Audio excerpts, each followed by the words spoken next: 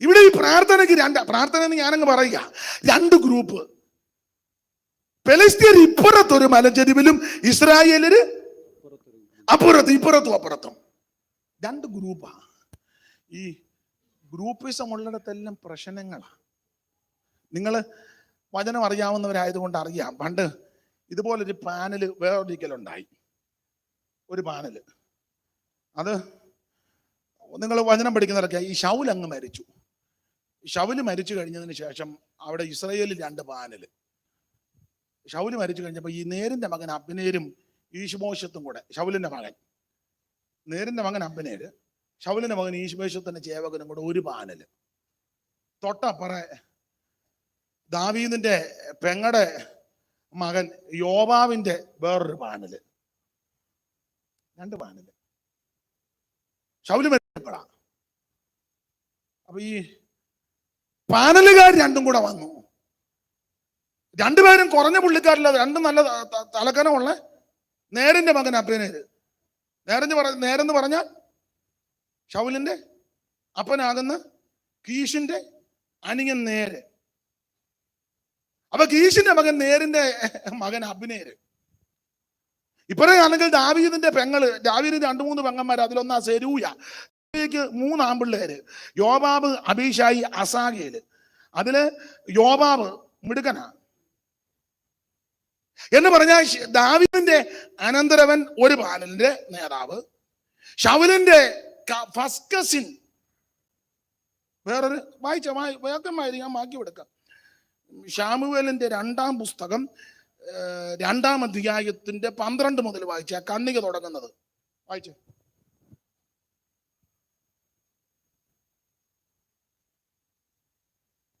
അനന്തരം ദാവീദ് യഹോവയോട്, അല്ലല്ലോ 2:12 എടുത്ത് ഇവിടെ കണ്ണിക തുടങ്ങുന്ന, നേരിന്റെ മകൻ അബ്നേരും ശൗലിന്റെ മകനായ ഈശ്ബോശത്തിന്റെ ചേവകരും മഹനയീമിൽ നിന്ന് ഗിബയോനിലേക്ക് വന്നു. അപ്പോൾ സെരൂയയുടെ മകനായ യോവാബും ദാവീദിന്റെ ചേവകരും പുറപ്പെട്ട് ഗിബയോനിലെ കുളത്തിനരികെ വെച്ച് ഗിബയോൻ കുളത്തിന്റെ അവിടെ വന്നു. അപ്പൊ ശ്രദ്ധിക്കണം, എന്റെ വിഷയം അതല്ല, പിന്നെ വന്ന വഴിക്ക് ഈ ഭാഗം ഒന്ന് സൂചിപ്പിക്കുന്നേ ഉള്ളൂ. നേരിന്റെ മകൻ അബ്നേരും ശൗലിന്റെ മകൻ ഈശ്ബോശത്തിന്റെ ചേവകരും, അതൊരു പാനല്. എന്റെ ലീഡർ അബ്നേരാ. എന്നാ ഇങ്ങനെ ദീർഘശ്വാസം വിടുന്നത്? ഞാൻ കണ്ടു ദീർഘശ്വാസം വിടുന്നത്, ഞാൻ കണ്ടു. പാനലായതുകൊണ്ടാണ്. ഒന്നും ഭാരപ്പെടുവൊന്നും വേണ്ട. ദൈവത്തിന് മകൻ ഹല്ലേലൂയ. യോജാന് ദീർഘാശ്വാസം ഒന്നുമില്ലല്ലോ. ദൈവം അനുഗ്രഹിക്കട്ടെ. സ്തോത്രം. എഴുന്നേറ്റ് പോണമെന്നൊന്നുമില്ലല്ലോ. നമുക്ക് യോഗം കഴിഞ്ഞ് പോയാൽ മതി. അവിടെ ഇരി. അച്ഛാൻ കുനിഞ്ഞിരിക്കുന്നതുകൊണ്ട് ഞാനൊന്നും ചോദിക്കുകയല്ലെന്നായിരിക്കും. എന്നെ നമുക്ക് അത് പിന്നെ വീട്ടിൽ പോയി നമുക്ക് വായിക്കാം. എന്നെ നോക്ക്, ഞാൻ ദോഷമൊന്നും പറയുന്ന ആളല്ല. ഓ സ്തോത്രം. 2 പാനലുകാര്, ഒന്ന് നേരിന്റെ മകൻ അബ്നേർ, ഇപ്പുറത്തെ പാനലിൽ യോവാബ്. 2 കുറഞ്ഞ പുള്ളിക്കാരിൽ, 2 തലക്കനമുള്ളവരാ. ബെന്യാമീൻ ഗോത്രത്തിൽപ്പെട്ടതാ ഒരുത്തൻ. ബെന്യാമീൻ ഗോത്രമാ, കടിച്ചു കീറുന്ന. മറ്റത് ദാവീദിന്റെ ബന്ധവാ, യഹൂദാ ഗോത്രം, ബാലസിംഹം. അതാ പറഞ്ഞ 2 നല്ല തലക്കനമുള്ള. ഈ കനവും തലക്കനവും ഉള്ളവർക്ക് ഈ പാനലുണ്ടാക്കാനൊക്കെ ഉള്ളു. ചുമ്മാ റബ്ബർ വെട്ടി നടക്കുന്ന നീ പാനലുണ്ടാക്കാൻ ചെന്നാൽ അവര് നല്ല തേമ്പ് അവര് കാശിങ്ങനെ വീശുക. ഇങ്ങനെ അങ്ങോട്ട് ചൂണ്ടിക്കാണ്. അപ്പൊ അത് അത്യാവശ്യമാണ്, ശ്രദ്ധിക്കണം. ദൈവത്തിന്റെ മകൻ എല്ലാരും ശ്രദ്ധിക്കണം. പ്രസംഗിക്കുന്ന നിങ്ങളോട് മാത്രമല്ല, എന്നോടും കൂടാ. ഇത് ഇരുവായ്ത്തലകളുള്ള വാളാ. എന്നെയും വെട്ടും, എന്നെയും ചെത്തും. നിങ്ങളെ മാത്രമല്ല, നിങ്ങളെക്കാൾ കൂടുതൽ ശിക്ഷാവിധി എനിക്കാ വരുന്നത്. നിങ്ങളെ നോക്കിയല്ലേ ഞാൻ പറയുന്നേ, കൂടുതൽ ഞാനാ കണക്ക് കൊടുക്കേണ്ടത്. നിങ്ങൾ കേൾക്കുന്നതേ ഉള്ളൂ, ഞാനാ പറയുന്നത്. കൂടുതൽ എനിക്കാ. അതുകൊണ്ട് ഞാൻ ഭയത്തോടാ ഇത് പറയുന്നത്. ഇത് സംസാരിക്കുമ്പോൾ ഞാൻ എൻ്റെ ഉള്ളിൽ എൻ്റെ അകൃത്യങ്ങളും എൻ്റെ അപാകതകളും ക്ഷമിക്കണമെന്ന് ഉള്ളിൽ പ്രാർത്ഥിച്ചാ ഇത് പ്രസംഗിക്കുന്നത്. എന്ന് പറഞ്ഞാൽ ഈ പ്രാർത്ഥന കഴിയുമ്പോൾ ഞാനും നിങ്ങൾ യഥാസ്ഥാനപ്പെട്ട് കർത്താവിന്റെ വരവിന് വേണ്ടി ഒരുങ്ങണം. ആര് കൈവിടപ്പെട്ടു പോകരുത്. Praise the Lord. രണ്ട് പാനൽ, ഒരു പാനലിന്റെ നേതാവ് യോബാവ്, ഇപ്പുറത്തെ പാനലിന്റെ നേര് അബ്നേര്. അപ്പൊ ഈ രണ്ടു കൂട്ടരും കൂടെ ഗിബയോൻ കുളത്തിന്റെ അവിടെ വന്നു. ഗിബയോൻ, അപ്പൊ ഞാൻ ആ ഭാഗം തന്നെ പറഞ്ഞാൽ ഇന്ന് അവിടെ നിന്ന് തന്നെ പറയേണ്ടി വരും. ഗിബയോൻ കുളത്തിന്റെ അവിടെ വന്നപ്പം ഈ പാനലിന്റെ നേതാക്കന്മാര്, ഇവിടെ യോബാവ്, അപ്പറേ അബ്നേര്. അപ്പൊ യോബാവ് അബ്നേരിനോട് പറഞ്ഞു, ഒരു കാര്യം ചെയ്യും, ബാല്യക്കാര് നമ്മുടെ മുന്നിൽ ഒന്ന് കളിക്കട്ടെ, ബാല്യക്കാര് നമ്മുടെ മുന്നിൽ ഒന്ന് കളിക്കട്ടെ. നമുക്കിപ്പോ ടൈം ഉണ്ടല്ലോ, കോവിഡ് ആയതുകൊണ്ടും മറ്റു യോഗങ്ങളൊന്നും, ഒരു യോഗങ്ങളും ഇപ്പൊ എല്ലാം സൂമിനകത്ത് കൂടാ. കാണാമോ? കാണാം. ബാബുച്ചാൻ എന്തിയേ? ബാബുച്ചാൻ കുളിക്കാൻ അങ്ങോട്ട് കയറി ഇങ്ങനെ സാറ്റ് കളിച്ചിരിക്കുക സൂമിനകത്ത്. ഇഷ്ടം പോലെ സമയമുണ്ട്, ഇഷ്ടം പോലെ സമയമുണ്ട് കളിക്കാൻ. അപ്പൊ യോബാവ് പറഞ്ഞു, ബാല്യക്കാരാണ് നമ്മുടെ മുമ്പാകെ ഒന്ന് കളിക്കട്ടെന്ന്. വായിച്ചേ. അവർ കുളത്തിന്റെ ഇപ്പുറത്തും അവർ കുളത്തിന്റെ ഇപ്പുറത്തും മറ്റവർ കുളത്തിന്റെ അപ്പുറത്തും. അതാ ഞാൻ പറഞ്ഞ രണ്ട് പാനൽ, ഇവരും ഇപ്പുറത്തും അവരും അപ്പുറത്തും. നമ്മൾ 17 വായിച്ചത് ഇപ്പുറത്തും അപ്പുറത്തും, ഇവിടെ വായിക്കുന്നത് ഇപ്പുറത്തും അപ്പുറത്തും. അതാ പറഞ്ഞ ഗ്രൂപ്പിസം. ഇവര് കുളത്തിന്റെ ഇപ്പുറത്തും മറ്റവര് കുളത്തിന്റെ അപ്പുറത്തും, ഇപ്പുറത്തും അപ്പുറത്തും. അടുത്തത് അബ്നേർ യോബാബിനോട്, അബ്നേർ യോബാബിനോട്, ബാല്യക്കാർ എഴുന്നേറ്റ് നമ്മുടെ മുമ്പാകെ ഒന്ന് കളിക്കട്ടെ. നമുക്കിപ്പോ ഇഷ്ടം പോലെ കളിക്കാൻ. പണ്ട് നമുക്കൊന്നുമില്ലായിരുന്നു, ഒരു ജോഡി ഡ്രസ്സും ഒരു ചെറിയ സൈക്കിള്, എന്തോ സൈക്കിള്, ബെർക്കുലീസിന്റെ ഒരു സൈക്കിള്, അതും ആരാണ്ട് മേടിച്ചു വന്നതാ. അത് ചവിട്ടി ചവിട്ടി നമ്മുടെ നെന്മാറന്ന് ഗോവിന്ദാപുരം വരെ ചവിട്ടി നമ്മുടെ ഊപ്പാട്. അന്ന് കളിക്കാൻ നേരെ വന്നു. ഇപ്പൊ പിള്ളേര് കാനഡയിലും അമേരിക്കയിലും ലണ്ടനിലും ഒക്കെ പോയി. ഞാൻ എതിരല്ല, എല്ലാരും പോട്ടെ. പോയി ഇപ്പൊ പരുവക്കാടല്ല, കാക്കപ്പുള്ളല്ല മാറി 10 പുത്തനിപ്പം കയ്യും സൈക്കിൾ ചവിട്ടിയ നിന്റെ വീട്ടിൽ ഇപ്പം ഓടി കിടക്കുന്നു, BMW കിടക്കുന്നു, വേറെ അതിന്റെ വലിയ എന്തുവാ ബെൻസ്, ഇംപാല, അതിപ്പോ അധികം ഇല്ല.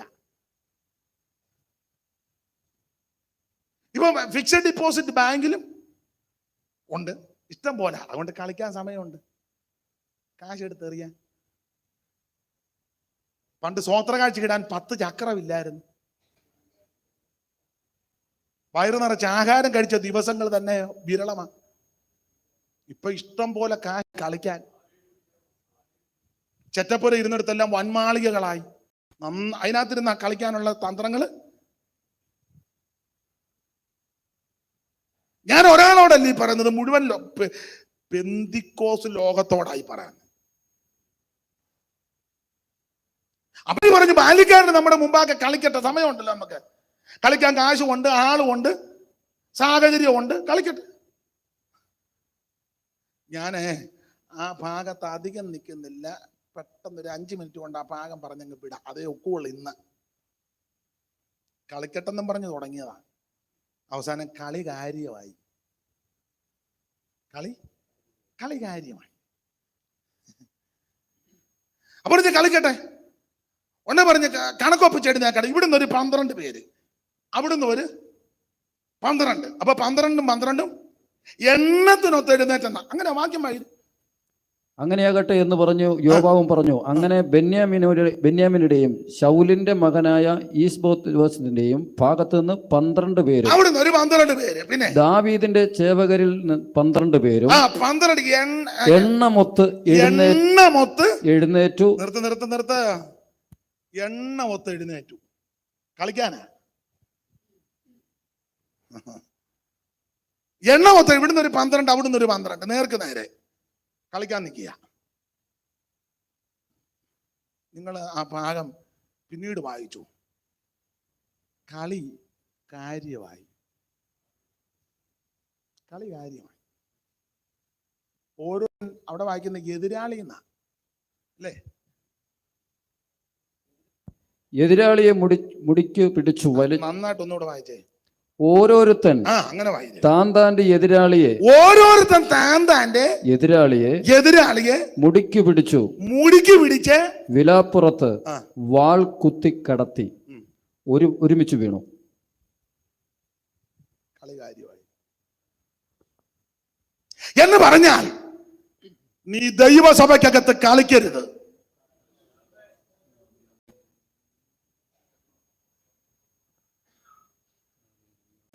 സെക്രട്ടറി ആണെങ്കിലും കൊള്ളാം, ട്രഷറർ ആണെങ്കിലും കൊള്ളാം, കമ്മിറ്റി ആണെങ്കിലും കൊള്ളാം, കൗൺസിൽ ആണെങ്കിലും കൊള്ളാം, ജനറൽ ആണെങ്കിലും കൊള്ളാം, സ്റ്റേറ്റ് ആണെങ്കിലും കൊള്ളാം, കളിക്കരുത് ദൈവസഭയ്ക്കകത്ത്. ദൈവസഭ കളിക്കാനുള്ള സ്ഥലമല്ല. ദൈവസഭ മുമ്പേ ഓർപ്പിച്ചല്ലോ, ദൈവത്തെ ആരാധിക്കേണ്ടടമാ. കളിയാ കളി.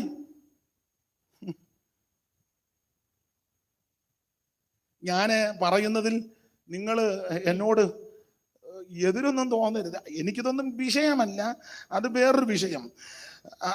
ജോയിച്ചാൻ പറയണമെന്നാ ഞാൻ പറഞ്ഞാലേ ഒക്കുള്ളൂ. പിന്നെ അതിനാ ഈ പരുവത്തിന് എന്നെ വിട്ടേക്കുന്നത്. വേറെ ആരെങ്കിലും പറഞ്ഞാൽ നിങ്ങൾ വെച്ചേക്കുവോ?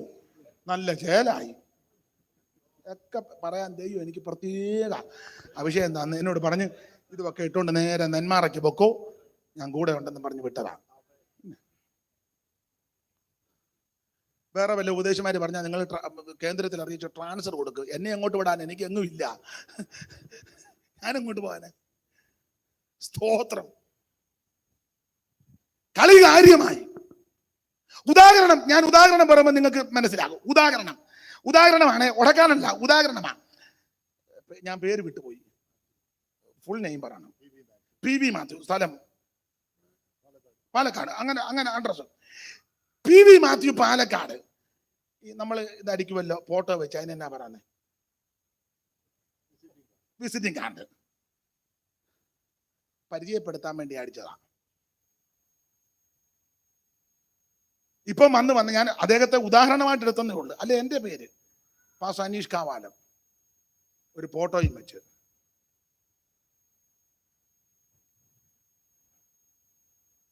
തിരിച്ച് യോജിച്ചാൽ ഇങ്ങോട്ടും. അതിപ്പോ കാര്യമായി. പാസ്റ്റർ അനീഷ് കാവാലം, സ്ഥലം കാവാലം, ജില്ല ആലപ്പുഴ, താലൂക്ക് കുട്ടനാട്, വില്ലേജ് കുന്നുമ്മ, പഞ്ചായത്ത് കാവാലം. ഇത്ര ആദ്യം അടിച്ചത്. കളിയാ, പക്ഷെ കാര്യമായപ്പോ വേറെ എല്ലാം ഇപ്പൊ അതിനകത്ത് വരുന്നുണ്ട്. എതിരാളിക്ക് മുടിക്കുത്തിന് പിടിച്ചെന്ന് പറഞ്ഞാൽ എതിരാളിക്ക് വേദന ഉണ്ടാക്കുന്നതാ ഇപ്പൊ എഴുതി വിടുന്നത്.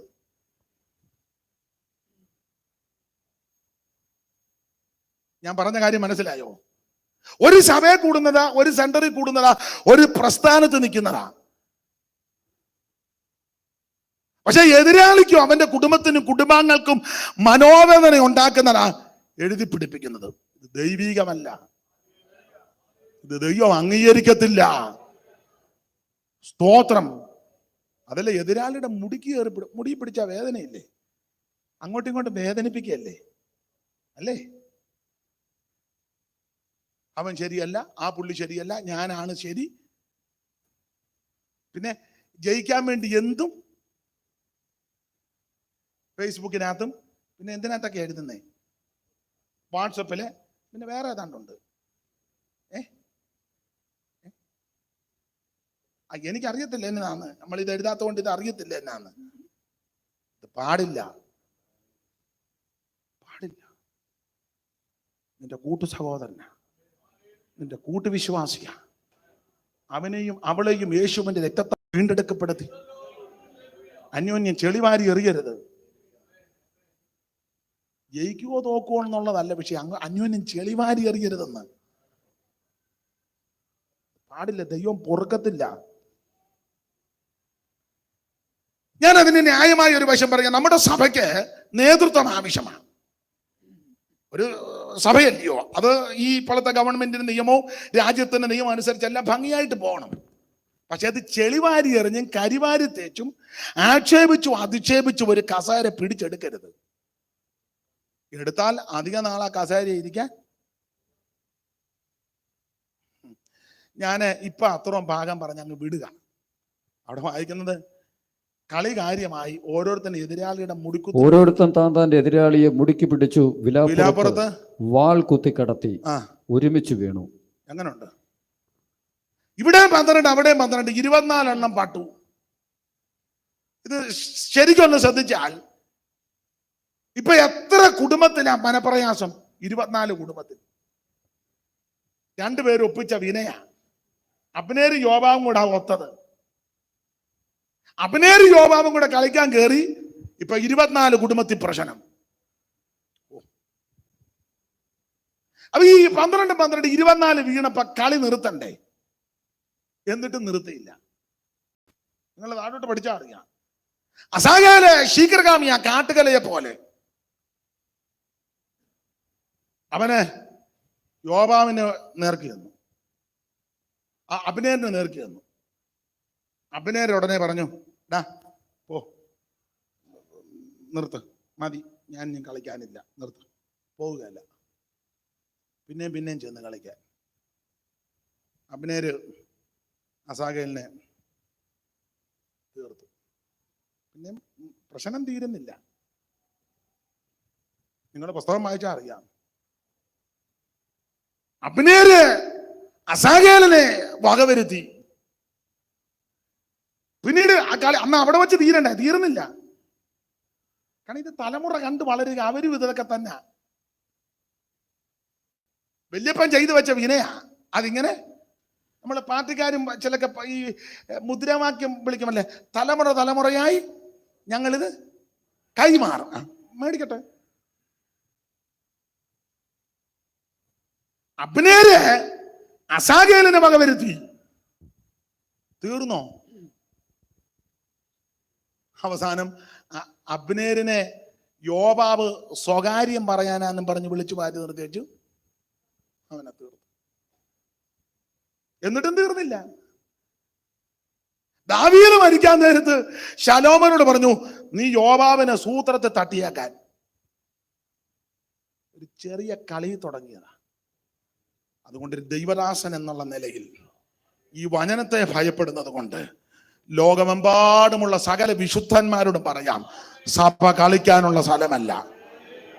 സഭ കളിക്കാനുള്ള സ്ഥലമല്ല. സഭ ദൈവത്തെ ആരാധിക്കാനും ദൈവത്തെ മഹത്വപ്പെടുത്താനും ദൈവം നടത്തിയ വിധങ്ങളും വഴികൾ ഓർത്ത് ദൈവത്തിന് സ്തോത്രം ചെയ്യാനുള്ള സമയം. താഴ്ചയിൽ നമ്മെ ഓർത്താദരിച്ചല്ലോ, വീഴ്ച എന്നിയേക്കാമനിച്ചല്ലോ, വൈരിയിൻ കയ്യിൽ നിന്നും വീണ്ടെടുത്തല്ലോ, ധൈര്യമായി നമുക്ക് പാടിടാമല്ലോ, താൻ നല്ലവനല്ലോ, ദയ എന്നും അവന്, താൻ നല്ലവനല്ലോ, സ്തുതി എന്നും അവന്, താൻ ഉന്നതനല്ലോ, കൃപ ചെയ്തിടുമല്ലോ, തൻ സന്നിധിയിലെന്നും പ്രമോദമുണ്ടല്ലോ. നമ്മുടെ കരമുയർത്തി ദൈവത്തിന് മഹത്വം കൊടുക്കാം. എന്നെ കേൾക്കുന്ന ദൈവദാസന്മാരെ, ദൈവമക്കളെ, പ്രിയപ്പെട്ടവരെ, ഒരിക്കൽ കൂടെ ഊന്നി പറഞ്ഞ ഭാഗമിട. സഭ കളിക്കാനുള്ള സ്ഥലമല്ല. സഭ അങ്ങോട്ട് കൊണ്ട് കാലുവാരാനുള്ള സ്ഥലമല്ല. സഭ കസേര കളിക്കാനുള്ള സ്ഥലമല്ല. സഭ ദൈവത്തെ ആരാധിക്കേണ്ടടമാ. Price the Lord. അത് നമ്മുടെ വിഷയത്തിൽ വരാം. ഫെലിസ്ത്യർ ഇപ്പുറത്തൊരു മലഞ്ചെരുവിലും ഇസ്രായേലിന് അപ്പുറത്തൊരു മലഞ്ചെരുവിലും, 2 ഗ്രൂപ്പ്. അപ്പൊ എന്റെ ചിന്ത, ഒരു ഗ്രൂപ്പ് 10 വരും, മറ്റേ ഗ്രൂപ്പ് 10 വരും. ഇവിടെ 2 അടി ഉപവാസപ്രാർത്ഥനയാണ്. ഇവിടെ 2 അടി ഒരു പാട്ടും, അവിടെ 3 അടി 3 പാട്ടും. നമ്മുടെ പെന്തിക്കോസ് ശൈലി പറഞ്ഞാൽ 10 മണിക്ക് യോഗം തുടങ്ങി, 10:15 പാട്ടായി, 10:30 ആരാധന, 10:45 പ്രൈസ് ആൻഡ് വർഷിപ്പ്. ഇപ്പൊ അങ്ങനെയൊക്കെയാണ് നമ്മുടെ മെത്തേഡ്. ഒന്നുകൂടെ പറയാം, ഉപവാസപ്രാർത്ഥനയുടെ മെത്തേഡാ. 10 യോഗം, 10:15 പാട്ട്, 10:30 ആരാധന, 10:45 പ്രൈസ് ആൻഡ് വർഷിപ്പ്. നിങ്ങൾ ശ്രദ്ധിച്ചില്ലേ? തൂഞ്ചത്ത പോലെ നിൽക്കുന്നതാണ്.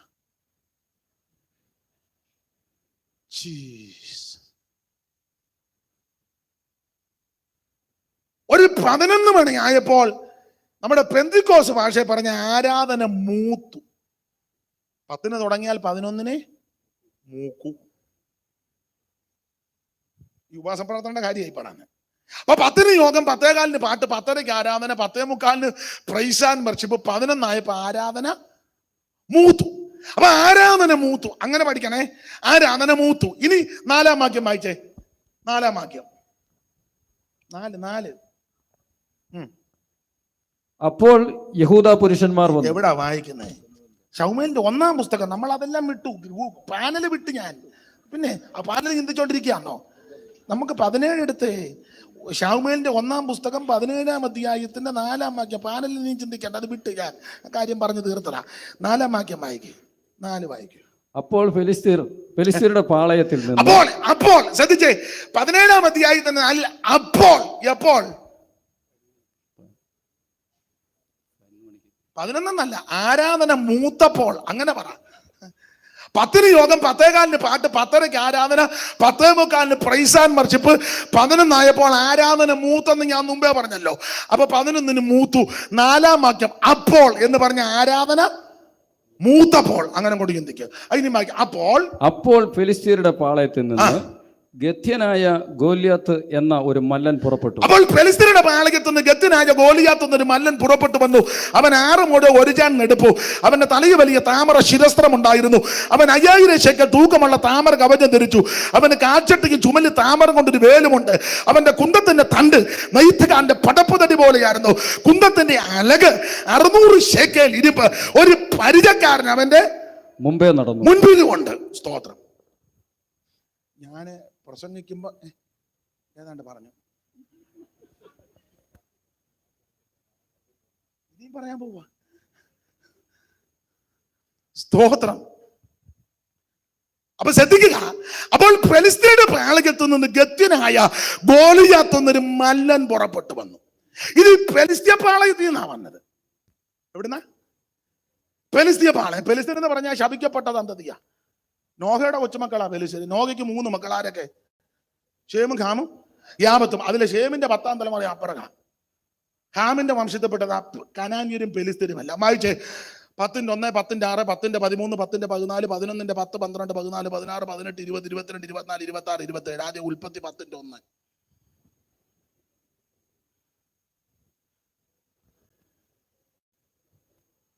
സഹോദരിമാർക്കും വായിക്കാം, ശബ്ദമുണ്ടെ വായിച്ചു. ആ നോഹയുടെ പുത്രന്മാരായ ഷേം, ഹാം. അതാരാ വായിച്ചേ? എഴുന്നേറ്റ് നിന്ന് ഉറക്കെ വായിര്. പാസ്റ്ററുടെ ഭാര്യയാന്നോ? ഏത് പാസ്റ്ററുടെ? എന്തിയാ പാസ്റ്റർ? ഇവിടെ എവിടെയെങ്കിലും കാണി, എവിടെയെങ്കിലും ഇരിക്കട്ടെ. വായിര്. സ്തോത്രം. വായിച്ചേ.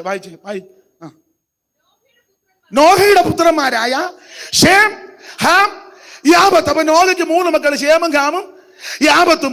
ഷേമിന്റെ വംശത്തിൽപ്പെട്ടത് അപ്പറകാം. 11-10 വായിച്ചേ. 11-10 ഇങ്ങോട്ട് വലത്തുപക്ഷത്തിൽ മറിച്ചേച്ച്. 11-10 ഷേമിന്റെ വംശപാരമ്പര്യം. അവന്റെ ഷേമിന് 100 വയസ്സായപ്പോൾ ജലപ്രളയത്തിന് മുമ്പ് 2 സംവത്സരം കഴിഞ്ഞപ്പോൾ അർപ്പക്ഷാദിന് 12-ാം വാക്യം. അർപ്പക്ഷാദിന് അവൻ ശാലേഖനെ ജനിപ്പിച്ചു. 14-ാം വാക്യം. ശാലേഖന് അവൻ ഏബേരിനെ ജനിപ്പിച്ചു. 16-ാം വാക്യം. ഏബേരിന് അവൻ പെലേഗിന് ജനിപ്പിച്ചു. 18-ാം വാക്യം. പെലേഗിന് അവൻ രയൂവിനെ ജനിപ്പിച്ചു. 20-ാം വാക്യം. രയൂവിന് അവൻ ഷെറൂഗിനെ ജനിപ്പിച്ചു. 22-ാം വാക്യം. ഷെറൂഗിന് അവൻ നാഗോറിനെ ജനിപ്പിച്ചു. 24-ാം വാക്യം. നാഗോറിന് അവൻ തേരകിനെ ജനിപ്പിച്ചു. 26-ാം വാക്യം. തേരകിന് 70 വയസ്സായപ്പോൾ അവൻ അപ്പറാൻ നാഗോർ കാരൻ. ഇനി ഇരുന്നാട്ടെ. ഇനി പാസ് 27 മുതൽ വായിച്ചേ. തേരഹിന്റെ വംശപാരമ്പര്യം. തേരഹ് അബ്രാഹാമിനെയും നാഹോറിനെയും ഹാരാൻ ലോത്തിനെ ജനിപ്പിച്ചു. എന്നാൽ ഹാരാൻ തന്റെ ജന്മദേശത്ത് വെച്ച് കൽദയുടെ പട്ടണമായി ഊര് വെച്ച് തന്നെ അപ്പനാകുന്ന തേരകിന്റെ മുന്നേ മരിച്ചുപോയി. അബ്രാമിന് നാഗോറും ഭാര്യ എടുത്തു. അബ്രാമിന്റെ ഭാര്യയ്ക്ക് സാറ എന്ന്, നാഗോറിന്റെ ഭാര്യയ്ക്ക് മിൽക്ക എന്ന പേര്. ഇവര് മിൽക്കയുടെ ഇസ്കയുടെ പുത്രൻ ഹാരാന്റെ പുത്ര തന്നെ സാറ മച്ചിയായിരുന്നു. തേരകിന്റെ മകനാകുന്ന അബ്രാമിനെയും തന്റെ പൗത്ര ലോത്തിനെയും തന്റെ മകനാകുന്ന അബ്രഹാമിന്റെ ഭാര്യയായ മരുമകളാകുന്ന സാറായം കൂട്ടിക്കൊണ്ട് കൽദയരുടെ ഒരു പട്ടണമായ ഊരിൽ നിന്ന് കനാൻ ദേശത്തേക്ക് യാത്ര ചെയ്യുവാൻ പുറപ്പെട്ടു. അങ്ങനെ അവർ ഹാരാൻ വരെ വന്നവിടെ പാർത്തു. തേരകന്റെ ആയുഷ്കാലം 205 സംവത്സരം. ഇതാണ് അബ്രാമ്യ പാരമ്പര്യം. ഇപ്പൊ 4 വാക്യമല്ലല്ലോ പറഞ്ഞേ. ഇനിയും തരാം. ഞാനേ എനിക്ക് ഒരു ഗതിയും ഗത്യന്തരവും ഇല്ലാതെ അമ്പലത്തിൽ നിന്ന് വരുമ്പോഴാണ് രക്ഷിക്കപ്പെടുന്നത്. എനിക്കിതൊന്നും അറിയത്തില്ലായിരുന്നു. ഇതെന്നതാന്ന് പോലും എനിക്കറിയാമല്ലായിരുന്നു. എൻ്റെ യേശു എന്നെ രക്ഷിച്ചു. അതല്ലാതെ ഒന്നുമില്ല. ഇതിനകത്ത് വന്നേ പിന്നെ ഈ തേനിലും തേൻകെട്ടകിലും മധുരമുള്ള തിരുവചനം ധ്യാനിപ്പാനും പഠിപ്പാനും ദൈവം തമ്പുരാൻ നൽകിയ കൃപകൾക്കായിട്ട് ദൈവത്തിന് മഹത്വം. ദൈവത്തിന് മഹത്വം, ദൈവത്തിന് മഹത്വം, ദൈവത്തിന് മഹത്വം, ദൈവത്തിന് മഹത്വം, ദൈവത്തിന് മഹത്വം, ദൈവത്തിന് മഹത്വം.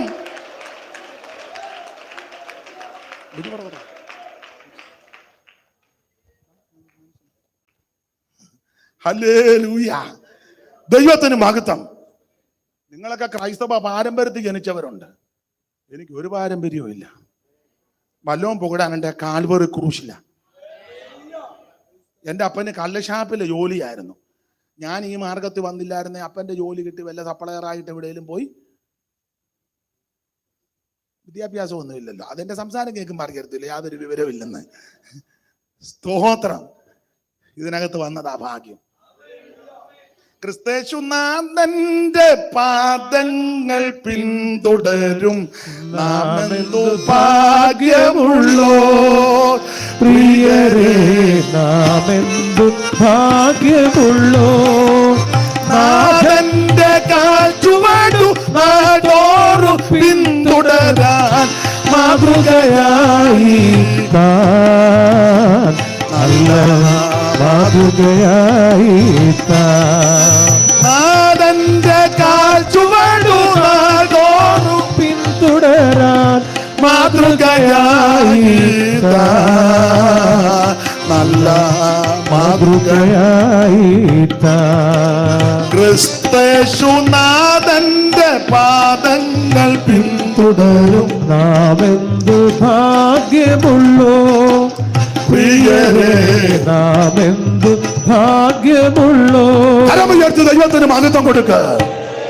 എന്നെ കേൾക്കുന്ന സകലരോടും പറയാ, യേശുവിനെ അറിഞ്ഞതാ നിന്റെ ഭാഗ്യം. നീ രക്ഷിക്കപ്പെട്ടതാ നിന്റെ ഭാഗ്യം. ഈ കൃപയിൽ വന്നതാ നിന്റെ ഭാഗ്യം. പിന്നെ ഞാൻ ലോകമെമ്പാടുമുള്ള സകലരോടും പറയും, എന്റെ ഭാഷയിൽ പെന്തിക്കോസി വന്നതാ ഭാഗ്യം. പെന്തിക്കോസി വന്നതാ. അതുകൊണ്ട് ഞാൻ പെന്തിക്കോസുകാരനാണെന്ന് പറയുന്നതിൽ എനിക്ക് ഭയങ്കര അഭിമാനമാണ്. പെന്തിക്കോസ് ചിലപ്പോൾ കുഴതെറ്റിയതൊക്കെ കാണും, അതൊന്നും എൻ്റെ വിഷയമല്ല. പാലക്കാട്ടിൽ നിന്ന് തിരുവനന്തപുരം പോകുമ്പോൾ എത്ര വണ്ടി ഇടിച്ച് കിടക്കുന്നു. ഉണ്ടെങ്കിൽ നമ്മൾ തിരിച്ചു പോവുകയാണോ? അല്ലല്ലോ, നമ്മൾ തിരുവനന്തപുരത്ത് പോകണം. വിശുദ്ധ വിമാനം കൊടുത്ത് കിടക്കുന്ന വണ്ടികളുണ്ട്, അല്ലേ? ഉണ്ട്. 2 വീല് പൊങ്ങിയും 2 വീല് താഴെയായിട്ട് കിടക്കുന്ന വണ്ടിയുണ്ട്. കടയിലോട്ട് ഉരുണ്ട് കയറിയ വണ്ടി ഉണ്ട്, അല്ലേ? 4 വീലും മേളിൽ കിടന്ന് ഇങ്ങനെ കറങ്ങുന്ന വണ്ടിയുണ്ട്, കാരണം ഇഞ്ചിൻ ഓഫായിട്ടില്ല, അല്ലേ? എന്നാൽ നമ്മൾ പറയാം വണ്ടിയെല്ലാം ഇടിച്ച് കിടക്കാൻ ഞാൻ പോകുന്നില്ല. നമ്മുടെ പോക്ക് നടക്കുകയല്ല. നമ്മൾ പ്രാർത്ഥിച്ചു ദൈവകൃപേശ്വരങ്ങളുടെ നിയമമനുസരിച്ച്, ഗവൺമെന്റ് വെച്ച നിയമമനുസരിച്ച് സൂക്ഷിച്ച് അങ്ങ് ചെല്ലണം. കുഴ തെറ്റിയ ഒത്തിരി പേര് ഇതിനകത്ത് കാണുമ്പോൾ എനിക്കത് വിഷയമല്ല. ഈ മാർഗത്തിൽ വന്നതാ ഭാഗ്യം. അതുകൊണ്ട് പെന്തിക്കോസുകാരനാണെന്ന് പറയുന്നതിൽ വലിയ അഭിമാനമാണ് എനിക്ക്. അതെ, ഭയങ്കര അഭിമാനമാണ്, ഭയങ്കര അഭിമാനമാണ്. Praise the Lord. ഇന്ന് വരെ തോന്നില്ല ഇതിനകത്ത് വന്നത് അബദ്ധമാണ്, ഇപ്പോഴും ഖേദമാ നേരത്തെ വരാനൊക്കാഞ്ഞതിൽ. Praise the Lord, praise the Lord. ആട്ടെ, ആ ഭാഗം അങ്ങ് വിടുക. അപ്പോൾ ഇത് അബ്രഹാമി പാരമ്പര്യമാണ്. ആദാം മുതൽ നോഹ വരെ 10 തലമുറ, നോഹ മുതൽ അബ്രഹാം വരെ 10 തലമുറ, അബ്രഹാം മുതൽ ദാവീദ് വരെ 14 തലമുറ, ദാവീദ് മുതൽ ബാബേൽ പ്രവാസം വരെ 14 തലമുറ, ബാബേൽ പ്രവാസം മുതൽ ക്രിസ്തു വരെ 14 തലമുറ. 2 10 3 14, 3 14 42, 2 10 20, 20 42 62. ആദാം മുതൽ ക്രിസ്തു വരെ 62 തലമുറ എന്ന എണ്ണപ്പെട്ട കണക്ക്. അപ്പൊ ചുരുക്കി പറഞ്ഞാൽ ഈ നോഹയ്ക്ക് 3 മക്കൾ, ഷേം, ഹാം, യാപത്ത്. അതിൽ ഷേമിന്റെ 10ാം തലമുറ അബ്രഹാം. ഇനി രണ്ടാമത്തവൻ ഹാം. ഹാമിന് 4 മക്കൾ, 10ന്റെ ആറ്. മൈക്ക് കൂടെ ആകുമ്പോൾ കുറച്ചുകൂടെ നല്ലതാ, 10ന്റെ ആറ്. നിങ്ങൾ സഹോദരിമാർ ചടികാടാന്ന് വായിക്കുന്നുണ്ട്, എന്നാലും ശബ്ദം ഇല്ലാത്തത് കൊണ്ട് ഈ പാസ്റ്ററെ കൊണ്ടൊന്ന് വായിപ്പിക്കുന്നതിന് ഉണ്ടോ? ഇല്ല. പാസ്റ്റർ വായിക്കും. ഹാമിന്റെ പുത്രന്മാർ കൂശ്, മിസ്രയീം, പൂത്ത്, കനാൻ. കൂശിന്റെ പുത്രന്മാർ 4 ഉള്ളൂ. ഹാമിന്റെ പുത്രന്മാർ ക്രൂശ്, മിസ്രയീം, പൂത്ത് കനാൻ. കനാൻ. പണ്ടൊരാൾ എനിക്ക് വായിച്ചു വന്നു, ഹാമിന്റെ പുത്രന്മാർ ക്രൂശ് മിസ്രയും പൂത്ത് കനാൻ. ഞാൻ പറഞ്ഞു മിസ്രയും ഇപ്പൊ പൂക്കണ്ട, പുള്ളി അങ്ങ് സ്പീഡിൽ വായിച്ചതാ, ഇവിടെ പിന്നെ ക്ലിയർ ആയിട്ടാ വായിച്ചത്. ഹാമിന്റെ പുത്രന്മാർ ക്രൂശ് മിസ്രയും പൂത്ത് കനാൻ, 4 പേര്. അത് രണ്ടാമത്തവൻ മിസ്രയീം. മിസ്രയീമിന് 6 പിള്ളേര്. 13-ാം വാക്യം. മിസ്രയീമോ, ദൈവദാസം ഒന്ന് വായിച്ചു സഹായിച്ച 13-ാം വാക്യം. മിസ്രയീമോ അനാഥീം, ലഹോദീം, നഫ്താഹീം. ഞാൻ പറയാം. മിസ്രയീമോ, ലൂദീം, അനാമീം, ലഹാബീം, നത്ലൂഗീം, പത്ലൂസീം, കത്ലൂസീം, 6 പേര്. ഇനി 14-ാമത്തെ വാക്യത്തിന്റെ ഒടുവിൽ വലിയ കട്ടിയില്ല, വായിച്ചേ. ഇവരിൽ നിന്ന് ഫെലിസ്ത്യർ ഉത്ഭവിച്ചു. അത് വലിയ കട്ടിയില്ലല്ലോ, ഇല്ലല്ലോ. അതാ ഞാൻ തന്നത്. അപ്പൊ ശ്രദ്ധിച്ചേ, നോഹയ്ക്ക് 3 മക്കൾ, ഷേം, ഹാം, യാഫത്ത്. അതിലെ ഷേമിന്റെ 10-ാം തലമുറ അബ്രഹാം. രണ്ടാമത്തവൻ ഹാം. ഹാമിന് 4 മക്കൾ. 10-ന്റെ 6 ഹാമിന്റെ പുത്രന്മാർ ക്രൂശ്, മിസ്രയീം, പൂത്ത്, കനാൻ, 4 പേര്. അത് രണ്ടാമത്തവൻ മിസ്രയീം. മിസ്രയീമിന് 6 പിള്ളേര്. 13-ാം വാക്യം. മിസ്രയീമോ, ലൂദി, അനാമി, ലഗാബി, നത്ലൂഗി, പത്ലൂസി, കത്ലൂസി. ഈ 14-ാമത്തെ വാക്യത്തിന്റെ ഒടുവിൽ ഇവരിൽ നിന്ന് ഫെലിസ്ത്യർ ഉത്ഭവിച്ചു. ഇതാണ് ഫെലിസ്ത്യ ചരിത്രം. നമ്മുടെ വിഷയത്തിൽ വരണം. ഈ ഉപവാസ പ്രാർത്ഥന കൊണ്ട് മുറുകിയപ്പോൾ 17-4 അപ്പോൾ ഫെലിസ്ത്യരുടെ പാളയത്തിൽ നിന്ന് ഒരുത്തം വന്നു. ഇങ്ങനെ ഫെലിസ്ത്യന്റെ ചരിത്രം. ഈ ഫെലിസ്ത്യന്റെ ചരിത്രം പറയുന്നത്, ഈ കനാൻ ദേശത്തിന്റെ പടിഞ്ഞാറെ തീരത്ത് ഫെലിസ്ത്യർ കുടിയേറിയെന്ന്. അതുകൊണ്ടാണ് പിൽക്കാലത്ത് പലസ്തീൻ എന്ന പേര് വന്നത്, ഫെലിസ്ത്യരുള്ളത് കൊണ്ട്. ഈ കനാന്റെ പടിഞ്ഞാറെ തീരത്ത് ഇവർ കുടിയേറി കൈയടക്കിയിട്ട് അവിടെ 5 പട്ടണം പണിത് കനാനിൽ. ഈ 5 പട്ടണം പണിതിട്ട് 5 പട്ടണത്തിന് 5 ദൈവങ്ങളുടെ പേര് കൊടുത്തു. ഒത്തിരി ദൈവങ്ങളുണ്ടല്ലോ, അതിൽ 5 എണ്ണത്തിന്റെ പേര് കൊടുത്തു. അപ്പൊ ഇവരുടെ ചരിത്രം 5 പട്ടണം, 5 ക്ഷേത്രം, 5 മലൻ, 5 പ്രഭു, 5 ദൈവം. ഒരു വാക്യം വായിച്ചേ. ശാമുവേലിന്റെ പുസ്തകം 6-ാം അധ്യായത്തിന്റെ 17-ാമത്തെ വാക്യം. 6:17. മൈക്ക് കൂടെ, ഇവിടുന്ന് മൈക്ക് കൂടെ വായിപ്പിക്കുക, എല്ലാവരും ഒന്ന് കേൾക്കാൻ വേണ്ടിയാ കേട്ടോ. 17 ഇങ്ങോട്ട് മറച്ചു വെച്ചത് ഇവിടെ. ഫെലിസ്ത്യർ യഹോവയ്ക്ക് പ്രായശ്ചിത്തമായിട്ട് കൊടുത്തയച്ച പൊന്നുകൊണ്ടുള്ള മൂലക്കൊരുക്കൽ അസ്തോദിന്റെ പേർക്ക്, ഗസയുടെ പേർക്കൊന്ന്, യക്രോന്റെ പേർക്കൊന്ന്, ഗത്തിന്റെ പേർക്കൊന്ന്, അസ്കലോന് അല്ലേ. ഒന്നുകൂടെ വായിച്ചേ. യക്രോന്റെ പേർക്കൊന്ന്. ഒന്നുകൂടെ വായിച്ചേ. ഫെലിസ്ത്യർ യഹോവയ്ക്ക് പ്രായശ്ചിത്തമായിട്ട് കൊടുത്തയച്ച പൊന്നുകൊണ്ടുള്ള മൂലക്കുരുക്കൽ അസ്തോദിന്റെ പേർക്കൊന്ന്, ഗസയുടെ പേർക്കൊന്ന്, അസ്കലോന്റെ പേർക്കൊന്ന്, ഗത്തിന്റെ പേർക്കൊന്ന്, അസ്കലോന്റെ പേർക്കും ഗത്തിന്റെ പേർക്ക്, യക്രോന്റെ പേർക്കും, ഗസയുടെ 5 പട്ടണമാണ്. ഈ 5 പട്ടണത്തിന് 5 പേര്, 5 ദൈവങ്ങളാണ്. പട്ടണം പണിതേച്ച് ദൈവങ്ങളുടെ പേരിട്ട് പട്ടണം ദൈവങ്ങളുടെ പേരിനാൽ അറിയപ്പെട്ടു. അങ്ങനെ പട്ടണങ്ങൾ ഇവിടെ ഉണ്ടല്ലോ, നമ്മുടെ ഇന്ത്യയിലുമൊക്കെ മിക്ക പട്ടണങ്ങൾ ദൈവങ്ങളുടെ പേരിനാൽ അറിയപ്പെടുന്നു. അതെ, നമ്മുടെ വിഷയം അതല്ലല്ലോ. അപ്പൊ 5 പട്ടണം, 5 ക്ഷേത്രം, 5 മല്ലൻ, 5 പ്രഭു. 5 പ്രഭു എന്ന് 18-ാം വാക്യത്തിലുണ്ട്, വായിച്ചേ. പൊന്നുകൊണ്ടുള്ള എലികൾ, പൊന്നുകൊണ്ടുള്ള എലികൾ ഉറപ്പുള്ള പട്ടണങ്ങൾ നാട്ടിൻപുറങ്ങളിലെ ഗ്രാമങ്ങളുമായി ഫെലിസ്ത്യന്റെ 5 പ്രഭുക്കന്മാർ മതി. അപ്പൊ 5 പട്ടണം, 5 ക്ഷേത്രം, 5 പ്രഭു, 5 മല്ലൻ, 5 ദൈവം. വചനം ഗ്രഹിക്കുന്നവരുള്ളത് കൊണ്ട് ഒരു കാര്യമാണ് പറയാം. അതുകൊണ്ടാണ് ദാവീദ് ഈ ഗോലിയാത്തുമായിട്ട് വെല്ലുവിളി ഏറ്റെടുത്തപ്പം തോട്ടിലിറങ്ങി എത്ര കല്ലാ എടുത്തേ? 5 കല്ല്. അതിന് വേദപഠിതാക്കൾ പറഞ്ഞത് 5 മല്ലന്മാരാ, 5 എണ്ണത്തിന് ഒതുക്കാൻ 5 കല്ല്. അല്ലാതെ കല്ല് 5 എടുത്ത് ഒരു വഴിക്ക് പോകാൻ 4-5 കല്ലിരിക്കട്ടെ എന്നോർത്ത് നല്ല ലക്ഷ്യമാണ്. അതെ, അപ്പൊ 5 പട്ടണം, 5 ക്ഷേത്രം, 5 മല്ലൻ, 5 പ്രഭു, 5 ദൈവം. ഫെലിസ്ത്യ പാളയത്തുനിന്ന് ഗത്തിനായ ഗോലിയാത്ത് വന്ന 4-ാം വാക്യം 17-4. അപ്പൊ നമ്മുടെ വിഷയത്തിലേക്ക് വരണം. 10 മണിക്ക് യോഗം, 10 പാട്ട്, 10 ആരാധന, 10:45 പ്രൈസാൻ മറിച്ചപ്പോ 11 ആരാധന മൂത്ത് അപ്പോൾ ആരാധന മൂത്തപ്പോൾ ഒരുത്തം വന്ന അവന്റെ പ്രകൃതിയാണ് 4 മുതലുള്ള വാക്യം. ഒന്നുകൂടെ വായിരും. അപ്പോൾ ഫെലിസ്ത്യരുടെ പാളയത്തിൽ നിന്ന് ഗത്യനായ ഗോലിയാത്ത് എന്ന ഒരു മല്ലൻ പുറപ്പെട്ടു.